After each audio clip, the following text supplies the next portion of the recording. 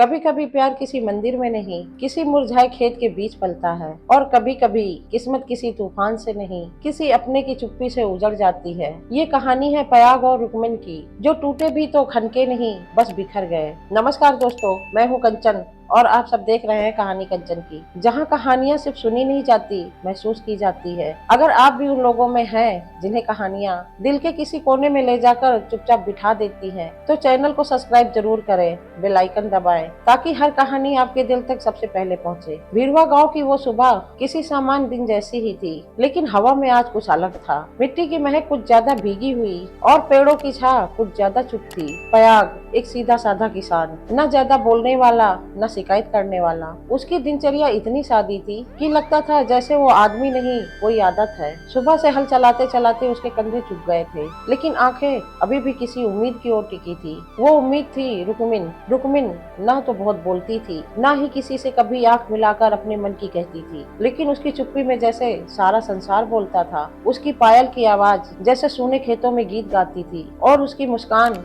जैसे सूखे कुएं में अचानक पानी की एक बूंद टपकी हो। पयाग और रुकमिन का रिश्ता कोई नया नहीं था। गांव में लोग कहते थे इन दोनों की जोड़ी तो उस वक्त बनी थी जब खेतों में पहली बार हल चला था। लेकिन किस्मत कभी पकी फलों को भी ओलों से रौंद देती है, और यहाँ रुकमिन का ब्याह हो गया किसी और गाँव में, एक ऐसे आदमी से जिसने उसे सिर्फ घर का दीवार समझा, दिल की नहीं। पयाग ने कुछ नहीं कहा, न किसी से शिकायत की, न अपने आंसुओं को दिखाया, बस खेतों में हल चलाता रहा जैसे मिट्टी में दर्द को बोता जा रहा हो। दोस्तों, अगर ये कहानी आपको पसंद आ रही हो तो वीडियो को लाइक करना और अपने दोस्तों के साथ शेयर जरूर करना, और चैनल को अभी सब्सक्राइब करें, ताकि हम और भी दिल छूने वाली कहानियां लेकर आए। आपका एक सब्सक्रिप्शन हमें बहुत प्रेरित करता है। बरसों बीते, गांव बदल गया, मौसम बदल गया, लेकिन पयाग की आंखों का रास्ता नहीं बदला। हर फसल के साथ उसे लगता था रुकमिन लौट आई। कभी एक पंछी के बैठने पर वो सोचता शायद उसका संदेश लाई हो। कभी किसी मेले की भीड़ में चेहरा तलाशता, क्या कहीं वो मुस्कान है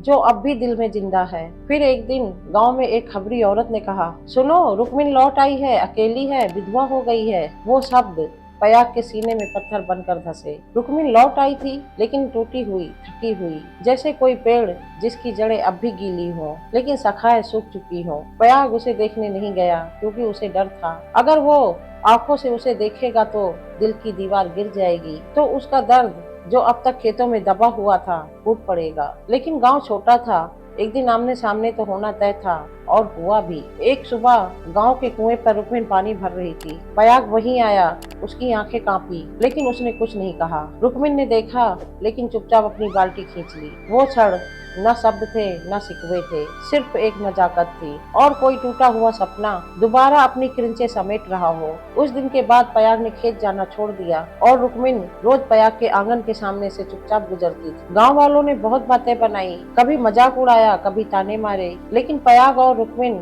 वो दो आत्माएं थी जो अब भी एक दूसरे को मौसम की तरह महसूस कर रहे थे। फिर एक रात तेज तूफान आया, तेज बारिश, बिजली और गांव में सन्नाटा। उस रात रुकमिन की झोपड़ी की छत उड़ गई। वो भीगती रही, टुटती रही। सुबह जब गांव वाले निकले तो देखा पयाग के घर में एक चुपचाप कोना था, जहां रुकमिन बैठी थी, उसके गीले बाल, उसके कांपते हाथ, और पयाग चूल्हे पर चाय रख रहा था। न किसी ने कुछ कहा, न किसी ने कुछ पूछा, बस एक पुरानी कहानी फिर से मिट्टी में पलने लगी थी। और कहते हैं उसके बाद पयाग ने खेतों में कभी हल न चलाया। वो अब सिर्फ एक बगिया सींचता था, जिसमें सिर्फ एक फूल था, रुकमिन। क्या आप भी उस पयाग की तरह किसी को आज भी याद करते हैं, या रुकमिन की तरह कुछ कह नहीं पाए? नीचे कमेंट में जरूर लिखें। और हाँ, अगर आपको ये कहानी दिल के किसी कोने में छू गई हो तो वीडियो को लाइक करें, शेयर करें, और चैनल को सब्सक्राइब करना ना भूलें, जहाँ हर कहानी आपके अपने दिल से जुड़ी होती है।